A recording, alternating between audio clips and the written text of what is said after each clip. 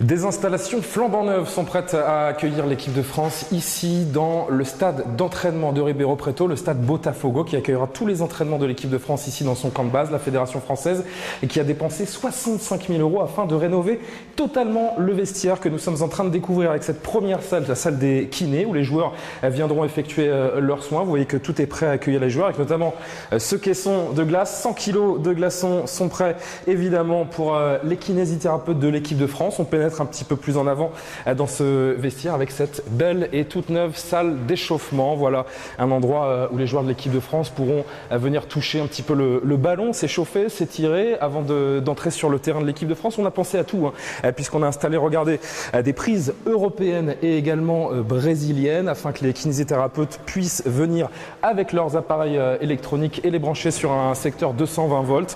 Voilà pour cette belle salle d'échauffement. Et puis là, on pénètre dans le vestiaire à proprement parler, avec d'abord la salle des douches que l'on découvre ensemble avec, comme le veut la tradition pour des grandes équipes professionnelles, un bain d'eau chaude, un bain d'eau froide et puis les douches, vous voyez, très spacieuses, tout est tout neuf, ça sent le neuf d'ailleurs ici dans ce vestiaire de l'équipe de France. Du bruit, pourquoi? Eh bien parce qu'il y a encore des ouvriers qui sont en train de finaliser les dernières installations dans les vestiaires.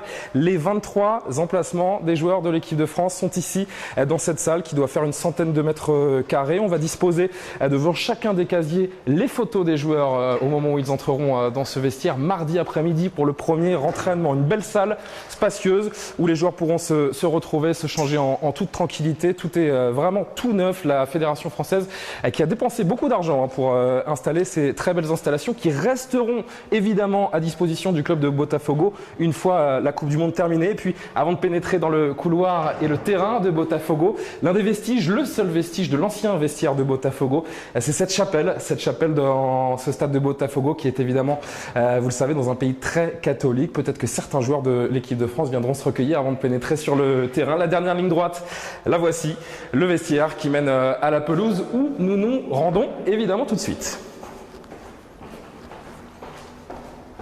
Quelques dernières marches à gravir et nous y voici enfin dans cette enceinte, très belle enceinte du stade de Botafogo ici à Ribeirão Preto. Vous la découvrez, 38 000 places au total pour ces entraînements de l'équipe de France qui se dérouleront sur une pelouse absolument parfaite, pelouse flambant neuve à la demande de la Fédération française de football. Voilà le théâtre des entraînements de l'équipe de France. Premier entraînement demain ici même, ils seront 10 000 spectateurs. Entraînement donc ouvert au public. Les places pour cet entraînement sont parties en moins de 30 minutes sur le site officiel de la FIFA. Voilà de quoi donner un joli coup d'envoi pour l'équipe de France dans ce mondial brésilien.